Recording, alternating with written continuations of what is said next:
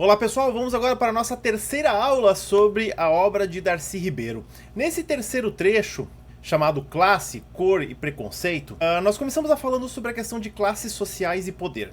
O Darcy Ribeiro ele traz uma visão bem interessante sobre a construção dele, né? A visão dele sobre as divisões das classes sociais do Brasil.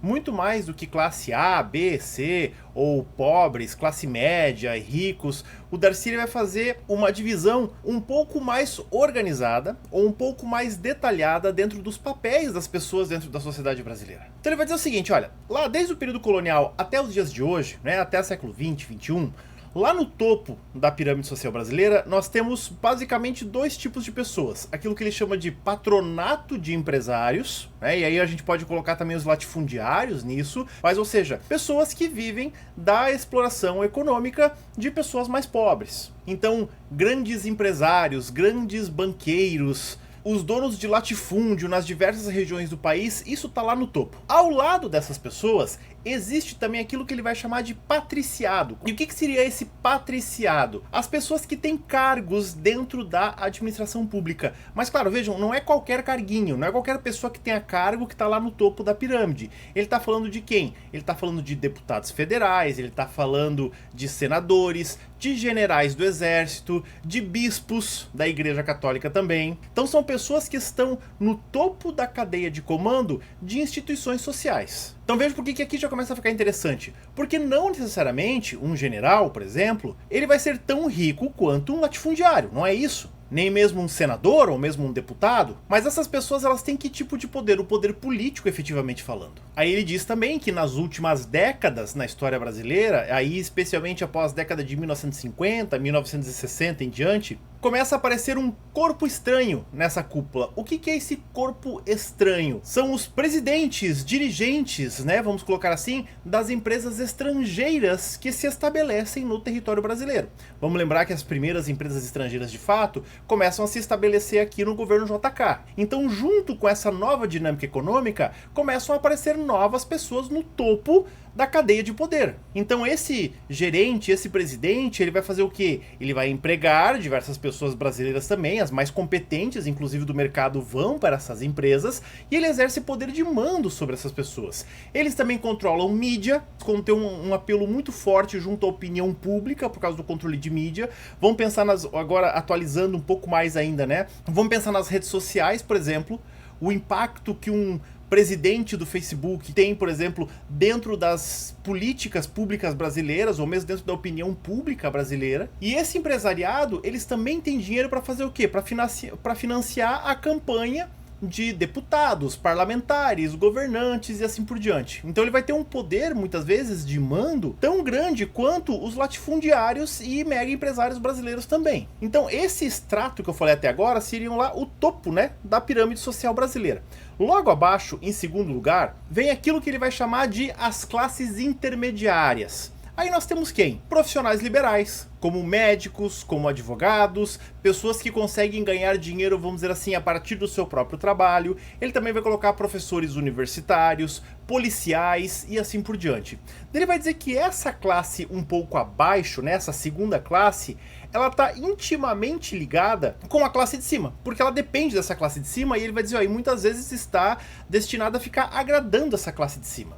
Nós vemos essa relação muito clara, por exemplo, na relação da polícia com os poderes instituídos no Brasil. Entretanto, o Darcy Ribeiro aponta que dentro dessa segunda classe surge também aqueles que vão se opor ao sistema dominante no Brasil. Não somente eles, claro, mas eles são os caras que vão fazer a idealização e o processo racional disso. Então ele está falando, claro, principalmente do que? Não apenas, mas estou pegando aqui como exemplo, professores universitários, ou professores no geral, claro, que se colocam a estudar a situação brasileira hoje em dia e fazem uma análise crítica dela. Essas pessoas não chegam a se rebelar no sentido prático da palavra, para pegar em armas contra o governo e assim por diante. Isso é das camadas mais baixas, ele vai dizer. Quando nós pegamos as revoltas lá do Brasil colonial, do Brasil imperial, geralmente quem pegava em armas eram os estratos mais baixos, os mais miseráveis. Mas muitas vezes em movimentos idealizados por esse extrato intermediário. Tanto que o Darcy Ribeiro traz uma informação muito interessante. Ele vai dizer o seguinte, olha, os padres foram os mais enforcados do que qualquer outro tipo de gente no Brasil ao longo das suas histórias de revoltas. Na grande maioria das revoltas brasileiras, sempre nós tínhamos padres inseridos. E por que os padres estão inseridos? Porque eles tinham uma condição intelectual um pouco melhor, porque eles estudavam. Tô pensando agora na realidade do Brasil, colônia e império principalmente. Então eles tinham estudo, eles tinham um contato com as pessoas marginalizadas, eles se envolviam com essas pessoas no sistema de opressão e muitas vezes acabavam idealizando e às vezes liderando algumas revoltas. Quando a gente pega, por exemplo, a Revolução Pernambucana de 1817, que um dos líderes era o famoso Frei Caneca, que chega a ser, inclusive, executado. Aí lá embaixo, na base da pirâmide social, quem que Darcy Ribeiro coloca? Ele vai falar, olha, a massa, né? A massa das classes oprimidas, os marginais do sistema.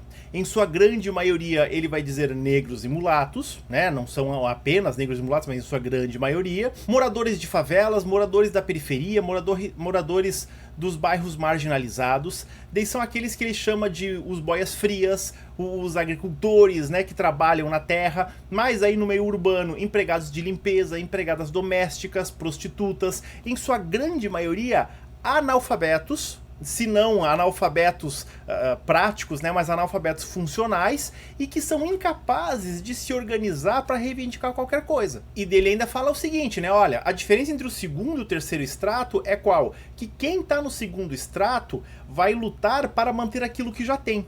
Então não é interessante para essa classe média, vamos colocar assim, subverter o sistema, porque para eles já têm um mínimo que seja ali casa, comida, uma escola boa para os filhos e não vale pôr em risco isso que eles já têm. Do outro lado, essa massa, essa classe baixa, pobre, marginalizada, eles são bastante ou quase que completamente excluídos da vida social. E eles lutam para ingressar num sistema de produção, ou seja, tentam um emprego formalizado com seus direitos e também tentam acesso ao mercado, coisa que dificilmente conseguem. E o Darcy Ribeiro, ele ainda aprofunda um pouco mais essa diferença dizendo o seguinte, olha, as classes ricas lá do topo e as classes pobres, elas são tão diferentes no Brasil que até mesmo chegam a parecer povos diferentes. Então ele vai dizer, olha, os mais ricos, eles têm mais vigor físico, eles vivem mais, e ele até fala assim, olha, eles são até mesmo mais bonitos. Isso fruto do quê? Fruto de uma vida de luxos, uma melhor alimentação, menor preocupação, uma série de fatores. Ele não tá colocando isso como uma coisa natural, óbvio. Ele vai dizer assim, olha, esse vigor físico, essa longevidade, essa beleza, se contrapõe ao quê? Se contrapõe à fraqueza, à doença, o envelhecimento precoce e à feiura da imensa maioria da população. Ele fala o seguinte, olha, quando um indivíduo, né, consegue sair da camada mais baixa para a camada mais alta, é visível que em 2 gerações os descendentes já ficam, inclusive, mais altos, se refinam, se educam. Aí ele, como um bom carioca, ele fala o seguinte, olha, se você olha uma multidão na praia de Copacabana e os moradores de uma favela ou no subúrbio do Rio, você vê que são pessoas diferentes no olhar. E isso, claro, a gente pode levar como realidade para qualquer cidade do país. E vejam, tá, gente? É aqui que a gente tem que tomar cuidado. Isso não é uma visão preconceituosa. Nem eu, nem o Darcy Ribeiro estamos afirmando, ah, o pobre é feio. Não é isso. Mas é que é visível. Há diferenças, há discrepâncias entre as pessoas por conta de toda uma formação, até mesmo na questão dos nutrientes necessários para o desenvolvimento do corpo, desde lá do peito da mãe. Aí ele faz a crítica, né? Olha, isso ainda tudo é reflexo, aquilo que nós vemos hoje, que o Darcy via em 1990 e que nós vemos hoje em 2023, isso é um reflexo dessa estrutura político-econômica que se montou no Brasil desde a colônia. Nós continuamos, de uma certa forma, tendo lá as feitorias, né? Lembram das feitorias de aula do Brasil colonial? Era aquilo que os portugueses montavam apenas para vir extrair os bens e continuar suas viagens.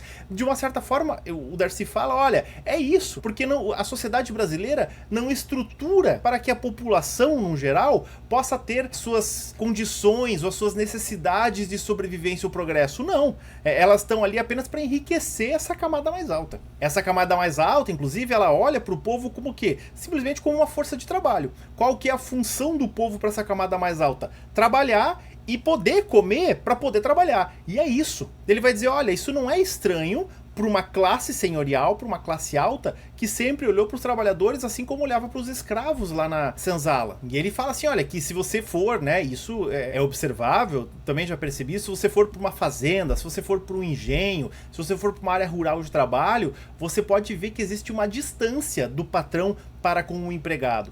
A gente não precisa nem ir muito longe, né? Esse ano ainda nós tivemos aquele caso das denúncias de trabalho escravo em vinícolas do sul do Brasil. A gente sabe que não é só nas vinícolas, denúncias de trabalho escravo ocorrem em todo o Brasil, porque o trabalhador, ele ainda é visto, né? A pessoa trabalhadora ali, ainda é visto como uma mera máquina ou ferramenta que precisa de comida para continuar trabalhando. Não há uma preocupação, como eu falei para vocês lá na aula da professora Nancy Fraser, não há uma preocupação com a dignidade humana do trabalhador no Brasil. E ele fala que esse processo, como reflexo da colônia, é um processo de degradação do caráter do homem da classe dominante. Ele vai dizer assim, olha, a classe dominante brasileira, ela é doente de desigualdade. É um termo forte, mas a visão desigual, ela é uma doença que pega a classe dominante brasileira. E ele vai dizer que essa situação do Brasil não é que ela seja confortável para a classe mais alta. Porque, por um lado, o escravo e o ex-escravo, hoje, essa massa de trabalhadores urbanos e rurais, enquanto eles estão condenados a lutar pela liberdade, os senhores de engenho, seus descendentes, essa camada mais alta,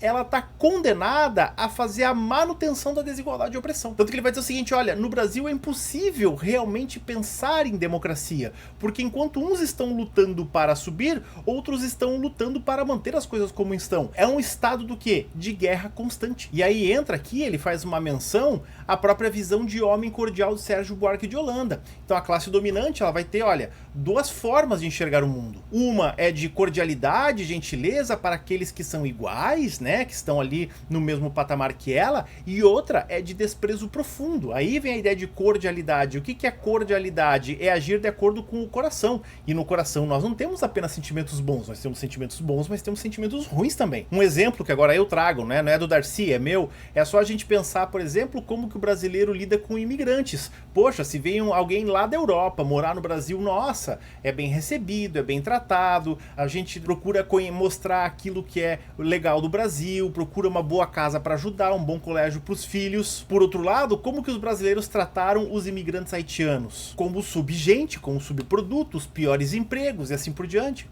Eu moro numa região onde tem uma volta e meia, uma região bastante industrializada, vem muita gente da Europa para trabalhar nas empresas aqui, então, nossa, os melhores apartamentos, as melhores escolas para os filhos, e é uma região também que recebeu muitos imigrantes do Haiti. Esses imigrantes do Haiti, eles não tiveram nenhum tipo de apoio do Estado para se integrarem à vida brasileira, não, foram largados. Tanto que daí quem é que vai integrar essas pessoas à vida brasileira? Olha aí, a igreja. Aqui na cidade onde eu moro, em Joinville, quem que foi se preocupar em aprender francês para oferecer um pouco de apoio aos haitianos? A Igreja Católica e a Assembleia de Deus. E exatamente por conta dessas relações de poder, desse conflito constante que se envolve, né, o que se desenvolve ao longo da história brasileira, nós vamos dizer o seguinte, olha, dessa forma, nós vamos, né, quando eu digo o Darcy Ribeiro, dessa forma, nem mesmo instituições democráticas puderam se desenvolver no Brasil. Por quê? Porque quando a gente tem o poder local ele também está na mão de quem é rico. Quando você vai para as fazendas, aí se o Brasil era colônia, se o Brasil era império, se o Brasil foi a primeira república,